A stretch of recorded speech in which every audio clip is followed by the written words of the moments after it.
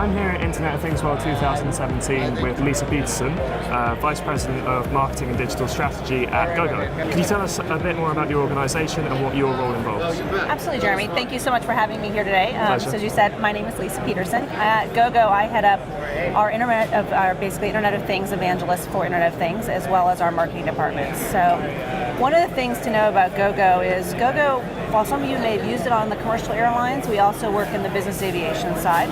But what we do is we provide both in-air entertainment as well as Wi-Fi connectivity solutions to aircraft. We're a little bit what I like to call a juxtaposition of about three companies, and you may know these names. An Apple, a Verizon, and a Netflix all rolled into one. So on the Apple side, we actually do create and build our own hardware and software. On the Netflix side, we operate the world's largest in-flight entertainment network that is available today. And then on the network side, with regards to Verizon, we actually own and or operate several networks. We operate a KU network, and then we own and operate the only air-to-ground network in the world today. You'll be speaking later on aviation IoT. What points will you cover and what recommendations do you expect to make to your audience?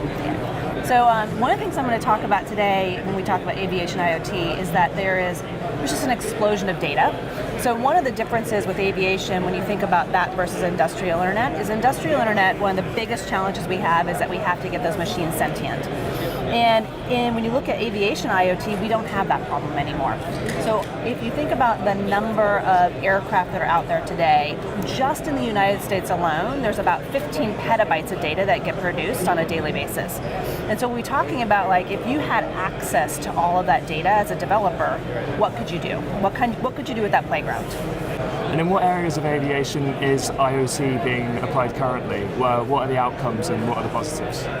Great question. So aviation IoT is really at its infancy. So we're starting to see changes already with regards to how aircraft are doing predictive maintenance. You're seeing e-flight bags come into play. You're starting to see payments happening in the air. But we're really just at the cusp of what's happening with regards to IoT. I liken where we are with regards to IoT back to 2007.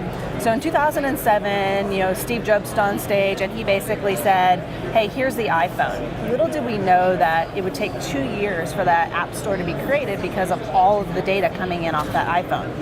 That's a little bit where we are with regards to aviation IoT. We have connectivity now to aircraft. We have a plethora of access to data, and yet the app store for it has not been developed yet. So I look at that and I say, we are kind of following the same trajectory, and it's just a really exciting time to be in aviation IoT.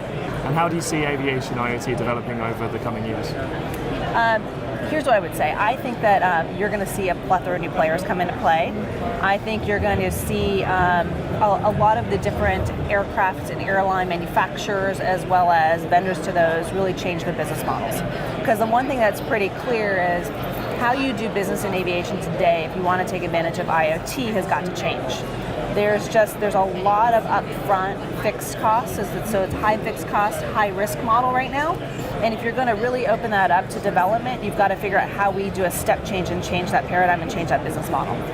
And specifically, what kind of companies or verticals do you think are going to benefit from these developments? So I think it goes along a number of things. If you take the front of the cabin or the cockpit, pilots are going to definitely benefit. We're already starting to see things come in with regards to fuel savings, to efficiencies on the plane, better predictive maintenance when you think about the operations departments. And then, of course, the passengers are going to be able to take advantage of that. One of the things that's already happening right now is GoGo is actually working with WSI and IBM, and we have created an app that allows pilots to see turbulence and where it's coming. I like to liken it to Waze for planes. So similar to Waze, where you find those potholes on the road and it tells you how to swerve around them or when it's happening. Similar thing is in the air. Turbulence is basically potholes in the air. And what we do is we crowdsource data from all the planes in front of you and allows you as a pilot to change your trajectory, your altitude of where you're going in real time, faster than what you can do today. So it creates basically more fuel savings, better, less wear and tear on the plane, and a better passenger experience overall. Sounds incredible. It's just the tip of the iceberg.